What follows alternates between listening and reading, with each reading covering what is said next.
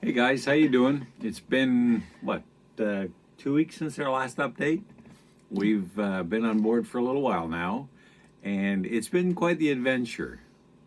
So, it's not really as simple as moving into a new house. So, you don't just bring all your stuff and move in like you Put do it a regular mildly. house, to put it mildly. So, we've moved aboard a 50-year-old vintage boat.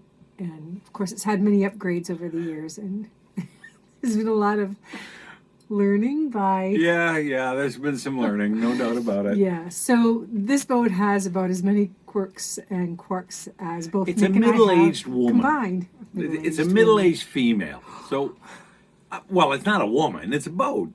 How did I know? Boats are called Middle-aged female. boat. I just say middle. Are they?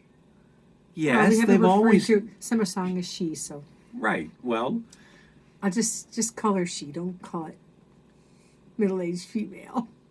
she's 50 years old. That's middle age, is it not? Sure. Okay. Means I'm close to We'll middle duke this age. out later. Okay. So Nick, why don't you talk about some of the systems, boy. the operating systems on this boat? Well, when we first got here, it was, the honeymoon phase. We're still in the honeymoon phase. There's no doubt of that. We still love the boat.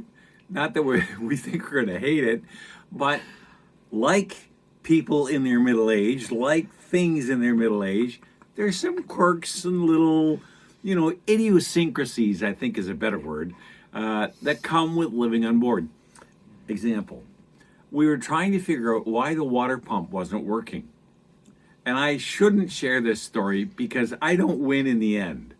But we had the middle of because it's a single engine vessel, it's a little bit narrower than a double engine vessel would, just because you don't need as much space to put the engine, and the engine's right on the stern. Okay, I'll get into more about that later. If not in this video, then certainly another one. But we had the middle of Summer Song opened up so that we could find out. We couldn't get the water to work. We didn't know what was missing. That one key What was element. broken or not? Yeah, we didn't know the pump was done or something. There was something, just it wasn't working. So we tear this up, and there's a big, almost under Allison's feet. Well, we're in this table here. Yeah, actually. right under the table that we're recording on. There is a big And we're moving opaque side to tank. side. Yeah, if you see us doing this, we're not drunk. It's It's actually, there's a few little waves, and she's long and narrow, so she reacts a little bit temperamentally. Let's put it. but we're used to it. Well, yeah, we're used to it, but you're going to look at it and go, why won't they sit still? Can't they hold that We camera are still? sitting still. Finley, on the other hand, our She's dog, she's here. She's saying, if "What's it gets going too on?" much, like if it gets too much of this, she comes up. And she doesn't like Checks that in. yet. And I think a few Yeah. days at sea will cure that. Good girl. Anyway, so we have the middle of the boat opened up, and there's this big white opaque tank. And I've got Allison running water into the water fill because we want to make sure the tank is full, that we just haven't used up all the But water. it was empty. It was clearly empty. The It tank in sounded the middle hollow. was empty. Yeah, it was. And it sounded, when you knock on it, but it's opaque. You can't see into it. It's plastic. You were trying to get the lid off it. I You couldn't get the lid it. off. I couldn't. There's one long cartridge on top, and it said filter. Well, okay. Who knows, right? So I go through the laborious process of removing this. Now, one of the things you can do to check whether a filter's plugged is to blow through it. That's just to make sure that if air will move through it, water will move through it, right? And then we had this. No, you blew through it though. I did. You blew through real hard. And it was fine. There was no problem. And then I was like, But there's this "What's that smell. smell? It smells like somebody." Turns out that wasn't the water tank. That was the black water tank, our septic system. And I'm blowing on the filter for it. Yuck. Okay, we may not have been laughing at the time, but we laugh about No, it it now. wasn't funny at the time. Trust me, it wasn't funny at the time. However, it's freaking hilarious now. I can laugh at it now, but I spent about an hour in the bathroom scrubbing my teeth. It was yuck. Okay, but Let's there figure are it out. other systems on the boat that are There are, working a but that little was the better. funniest one. That was a We funny did one. figure out the water pump. We'd missed the switch. and it wasn't labeled over on the panel, and we weren't sure. I just couldn't get it to come on. And so we called the previous owner. He says, "Oh yeah, that's there's a breaker at the bottom of the panel, up by on the helm there on the left side, the port side, and it's not marked, but you flick that on. Sure enough, cured the problem." Another problem we had was we're trying to figure out why the windlass won't. I can't get the windlass to It's work. the anchor, in case you didn't know. Well, the windlass is the part that lets the anchor go and recovers the anchor from the bottom. The anchor would work fine, but that windlass, if it doesn't turn, And we can't go to sea without the you anchor can't, because working. your You just anchor should can't. break. So if you gotta stay somewhere. Like if you get out in choppy seas, you want to head for a cove. You gotta have an anchor, because otherwise you're gonna either drift ashore or drift back out where you came from, or onto something else like rocks. So you want to be able to drop the hook. I couldn't get to work, and I'm going crazy. I'm trying everything I can think of to get this thing to work. We check the breaker. We're going over. I go over the mechanicals. I try the hand. There's in case the motor crank, quits, you've got a hand crank. So we get a hold of a local shop here in Souk, and get a hold of a gentleman by the name of Roy Parkinson, who runs a repair shop. This is a repair shop. These guys are really good at what they do. And he agreed to come down and have a look, because there was the water tank issue, there was the water pump issue, the windlass issue, and so on. Turns out the only reason the windlass didn't work was because on the forward bulkhead, just in the V berth, where it comes to a point towards the forepeak is the front of the boat, otherwise called the bow or the forecastle, but down below it's called the forepeak. And there's a little black piece mounted on the forepeak like this, and there was a little red button sticking out of it. Now, Mr. Parkinson is walking down the jetty, or he's going to be here any minute. So I thought, what the heck is that? I pressed it. I heard a click. I went to the windlass controls. Sure enough, that's all it was. I just asked this guy to come after work, to come and help me sort this out. And but did I ever feel like an idiot? I'm gonna just pause you here, because when we say boat dollars, like one boat dollar means $1,000. So Yeah. now, so when you call somebody, you really want to make sure that you've got the problem identified, and Anyway, he didn't charge you any. No, he didn't boat charge us anything. dollars to and come we down. sorted out the other issues that were uh, there. By the time he left, we had everything sorted out. Yeah.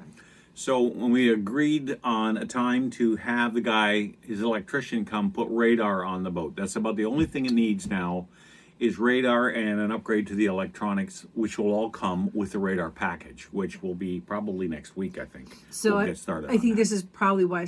This is the reason why we haven't been out to sea, so to speak. I know a few people have been saying, "Hey, is everything okay? I'm not out."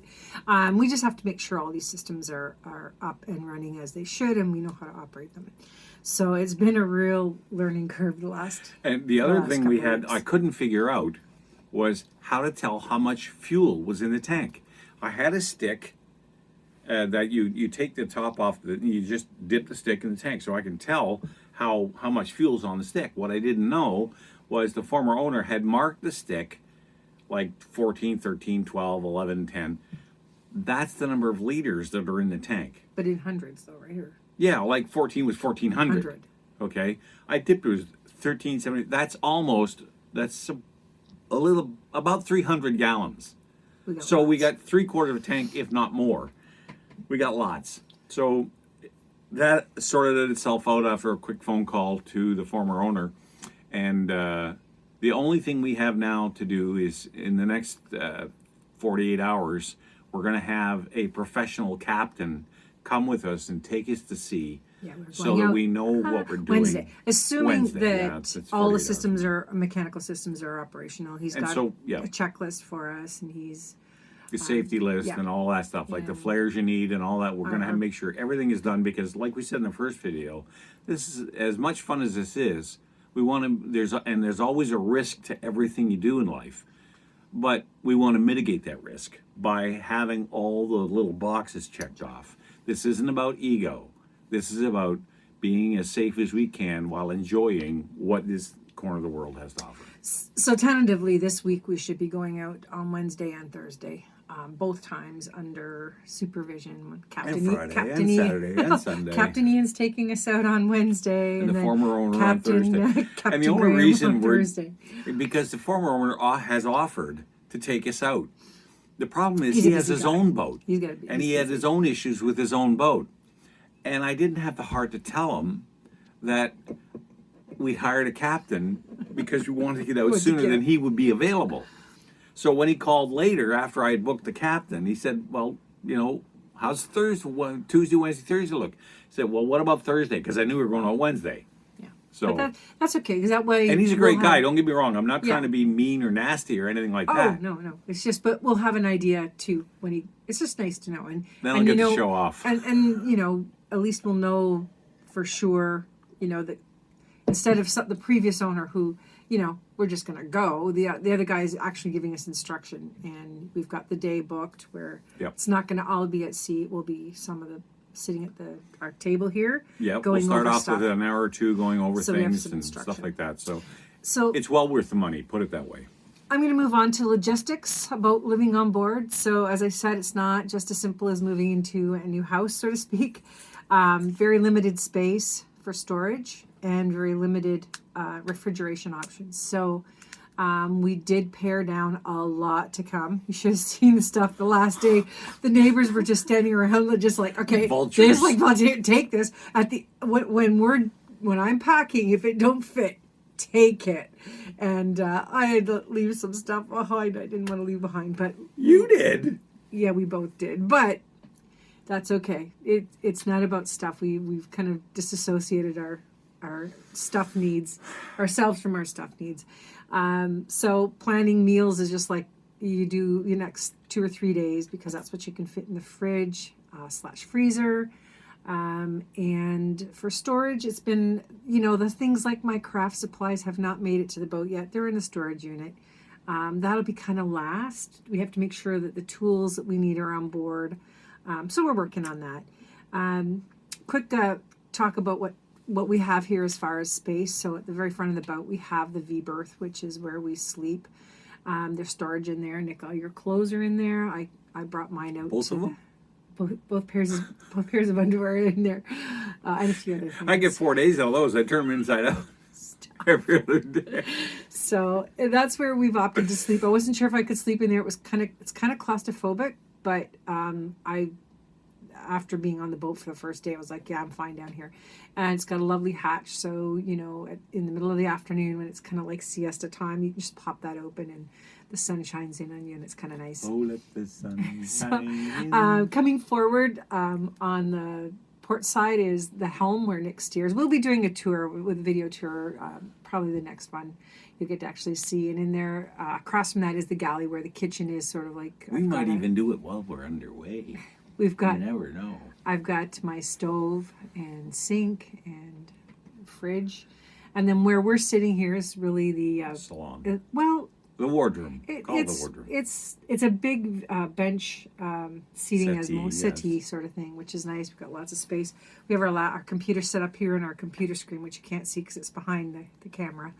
But we have our big computer screen on the table. I hate it being there, but we use it so much. So, and behind us, you can see this ladder up here is the ladder that goes up to a fly bridge up top. We call it the flight deck.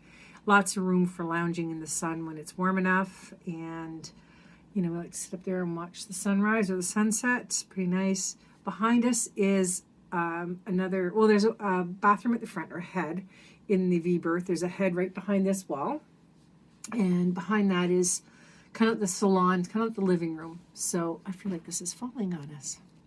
No. So, say that isn't so. In that salon, we have it kind of set up like we would at home, Like a living room. like a bit of a living room. But I find we sit in here more often because there's a table. It's like, look, You sit around the kitchen kitchen's table. right there. Yeah, food's right there. Anyway, yeah, I know behind that is the poop deck, but no, Nick, it's the quarter deck. But it will be called the poop deck because that's when we're That's at where sea. the dog poops, Finley will but be pooping. she will be pooping on the quarter deck. training I gotta do. Okay.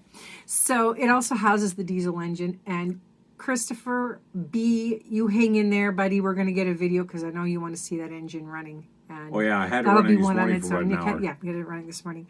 So there's not a lot of space to move around, but the bonus is it's right up on, because a lot of boats like these, they're down below, and you have to get down in the gully of the boat to access the engine. It's called This the is bilge. I know that, but for people who may not know, and so it's sitting out on the poop deck, which is nice because even if I had to change the oil, I could change the oil on there if I knew how to change the oil, which I'll probably have to I'll learn. teach you. So let's talk about our traveling in another video because we're really running out of time here. Finley's doing great, by the way. Everybody's asking. She's adjusting well. She's eating better.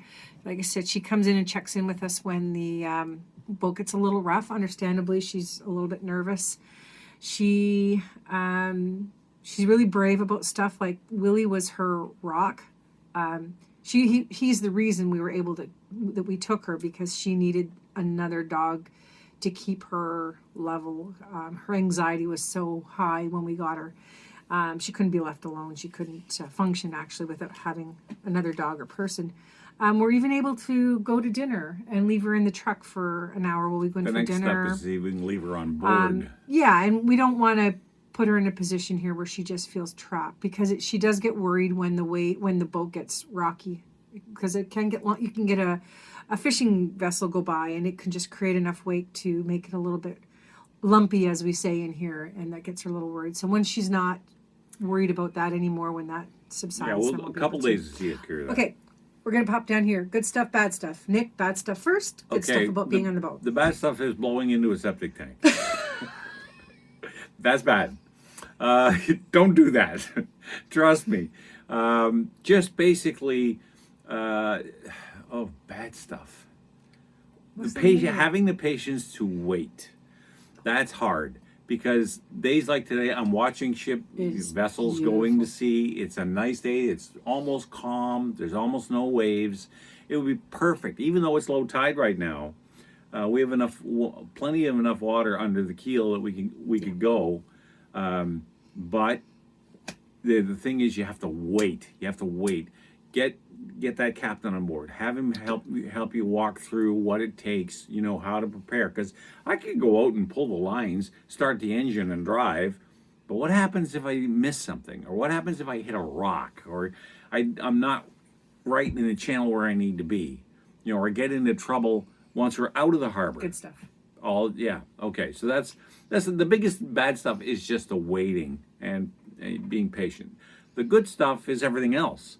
We've had a couple of weeks now. We're making the adjustment. It is a big adjustment.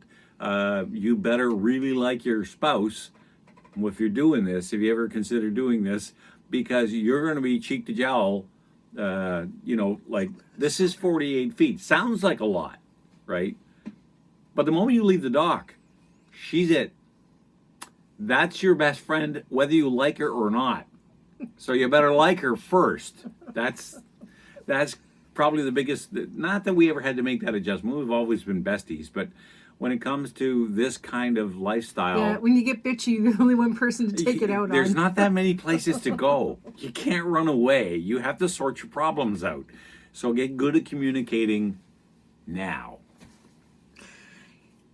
So was the good stuff? The good stuff is just the fact that you're a wonderful cook. Okay. The thing, what you pull off the stove there blows my mind. You're just lucky. I just get lucky all the time. Lucky. So Lucky. for me, the bad stuff is change of a schedule. So like for the last 6 years, I've either been in college for 4 years. There was 4 years of college, which was, 5 days a week, and then working when I wasn't in class. And then the last 2 years has just been work, and it's really hard to change that routine of getting up at 5:45 in the morning.